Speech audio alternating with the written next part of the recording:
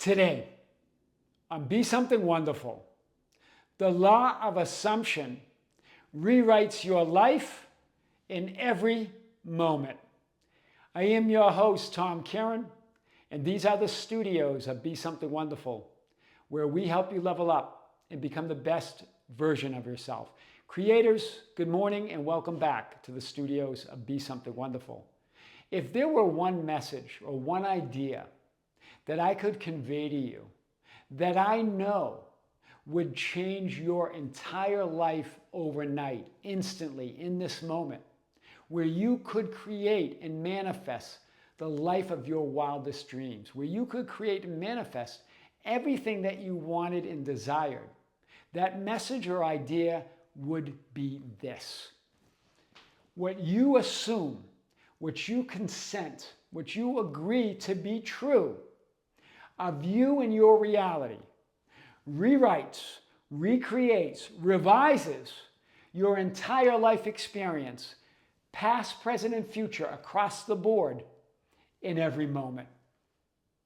This is what Neville Goddard, the great spiritual teacher, referred to as the law of assumption. That you, as the center of existence, the center of reality, ultimate reality, of that one divine mind, the center of that unconditioned awareness and consciousness that we call God. You as the center of all that is. You create your entire world or experience of that ultimate reality by what you assume, consent, and agree to be true, or the truth of who you are in your reality. What we've called the subjective identity.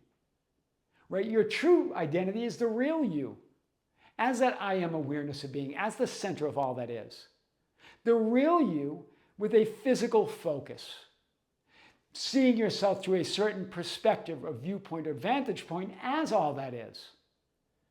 You create this identity by what you assume or consent and agree to be true, or the truth of who you are in your reality. This creates your entire life experience across the board, past, present, and future. It's not the past that creates anything. It's not the present that creates the future. It's the now moment, the now identity, what you assume, agree, and consent to be true, or the truth of who you are right now, that creates it all. In this now moment, do you see, we create the idea of that horizontal linear experience of past, present, and future, where we look at the past almost like a placeholder between a past that we either reminisce or regret, and a future that we hope for or may even fear or have anxiety about. But all of it exists right now. You create all of it by your assumptions of yourself, which you agree to be true, which you consent to be the truth of who you are in your reality. You create that idea that makes space-time sense to who you were. It makes space-time sense to who you will be. It's all created from this powerful now identity. You as the center of all that is, the real you. We're going to come back to this idea.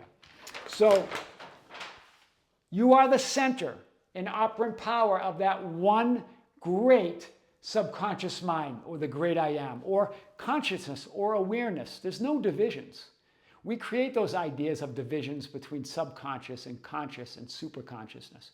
But it's one consciousness, one awareness, one God, one existence, one divine mind, and you're the center of it. There's no separation or division whatsoever. But this great power that you are is subject to what you assume, consent, and agree to be true, or the truth of your reality, your experience of it. You create that physical experience. That consciousness or subconscious doesn't accept or reject anything. Why? Because it is all things. It's all that is. God said yes. God made you as all that is. God has already given you everything and made you everything. He guaranteed that you have everything by making you everything, making you all that is. And your experience of that reality that you are, that all that isness, depends on what you assume, consent, and agree to be true of you and your reality. That great subconscious mind acts, creates, and manifests through you and as you. So the only question is, what do you assume, accept to be true, or the truth of you and your reality? The ancients knew this.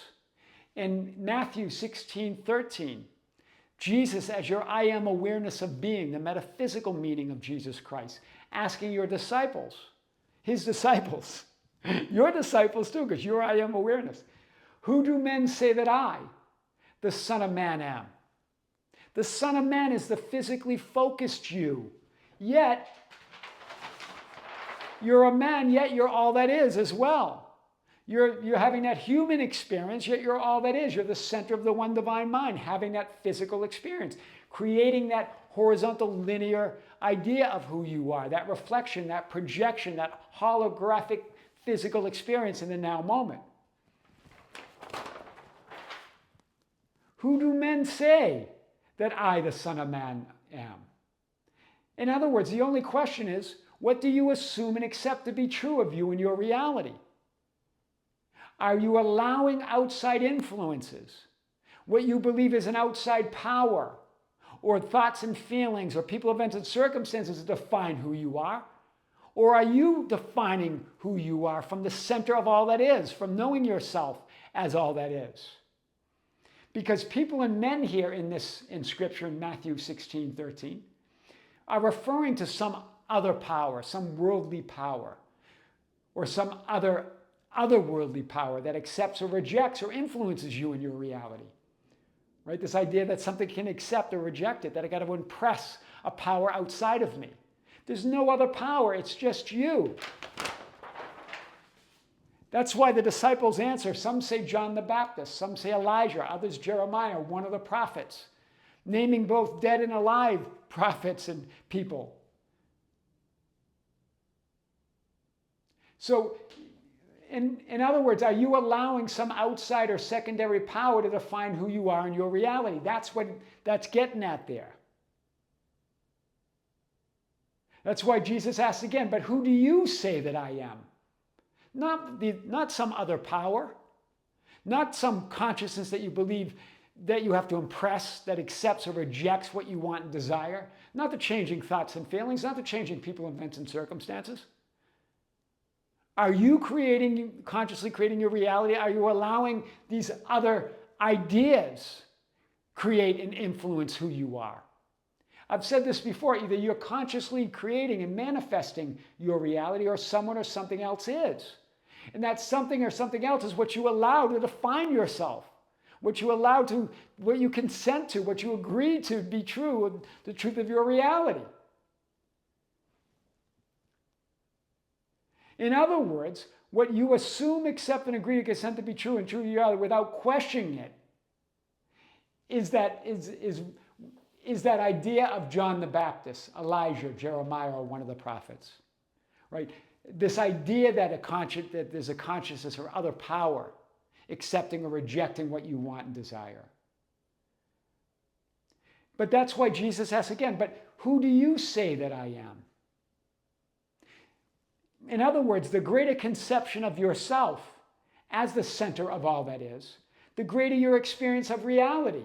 Do you see that subjective identity is subject to you, your awareness? Your assumptions and what you accept and allow to be the truth of you can be as great as you can imagine, great as you can conceive.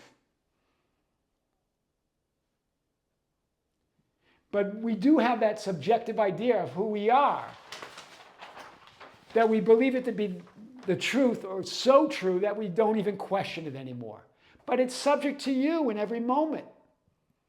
It's being recreated and revised and rewritten in every moment. Your entire reality, who you are, is new in every moment across the board.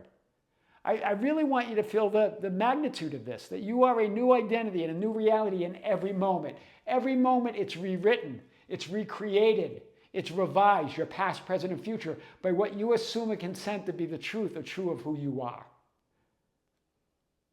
Wow, that's powerful. So you're not limited by any subjective identity, no matter how long you've believed it.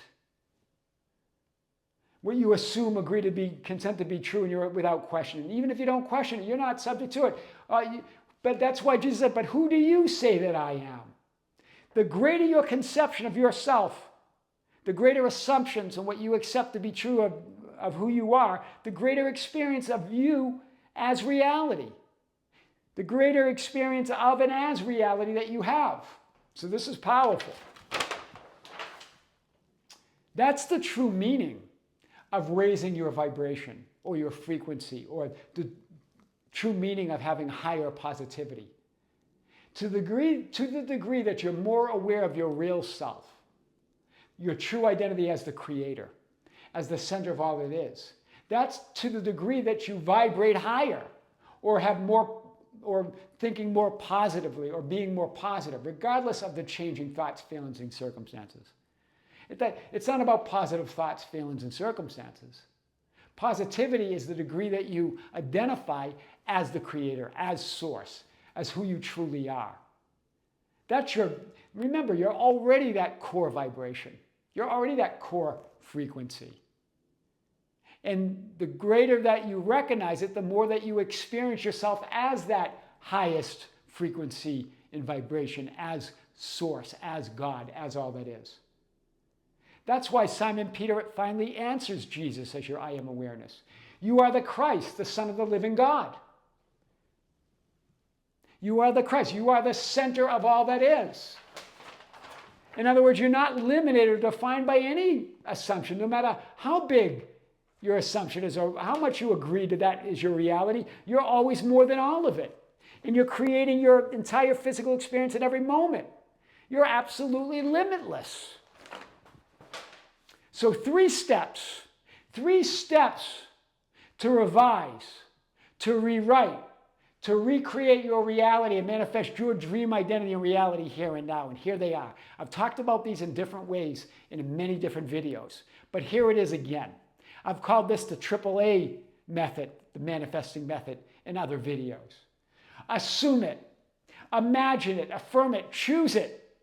Assume it by imagining or affirming or choosing. Assume that you are that person you desire to be. Imagine a simple scene. Create an affirmation that resonates with you. I am that I am. Choose to be that person that you've always desired to be. Choose that reality. And then accept it. That's the second A. Accept it as your own. Accept it as your only reality. Live it as your only reality. It's not about what you do or don't do with the people, events, and circumstances, or any of the circumstances. They don't matter. Live it, accept it as your only reality, and then allow it, that's the third A, allow it to unfold naturally from within you. Allow everything just to be as it is, because you know you're in that reality now. You have assumed it, you've accepted it, and now you're going to resist nothing. You're going to allow it all to unfold. You know that whatever happens, whatever you see, whatever you feel, whatever you think, whatever you do, you are that which you assume, accept, and choose to be here and now. Using that quote from that TV show, The Chosen, as Jesus was about to go into Jerusalem. Jesus as your I am awareness. Where he says to them, whatever happens this week, in other words, during Passover, the idea that you're passing over into that new state or that new reality. Whatever you see, whatever you do, whatever you feel, know that I loved you as in this world, in this physically focused perspective, I loved you as my own. In other words, you are that person that you desire to be. Allow it all to unfold naturally, not unnaturally, but allow it to unfold naturally from within you. You're already it. And remember, unfolding doesn't mean it unfolds in time. It unfolds within your awareness. Consciousness is always being conscious. Awareness is always being aware. Life is always living. That's what unfolding means. It means a different idea or perspective or viewpoint of yourself as all that is. Yourself as that ideal identity. Yourself already occupying that reality that you desire. Already having everything that you want and desire. And then experiencing it as an unfolding. A physical experience from within you, naturally. The law of assumption really, truly rewrites your entire life in every moment. I am your host, Tom Kearin. And these are the studios of Be Something Wonderful, where we help you level up and become the best version of yourself. Creators, be sure to join us on our other YouTube channel, The Tom Kearin. You can find us there at The Tom Kearin. Kearin is how my last name is spelled, so you can find us there. And also, we're going to have a live event this coming Sunday on the Be Something Wonderful membership channel. It's our 4th live event of the year, where I talk to you, but I answer your questions as you ask them during the live stream. So be sure to join us. Creators, with great love, with great light and infinite gratitude, this is Tom Kearin here in the studios of Be Something Wonderful. Until next time, we'll see you soon.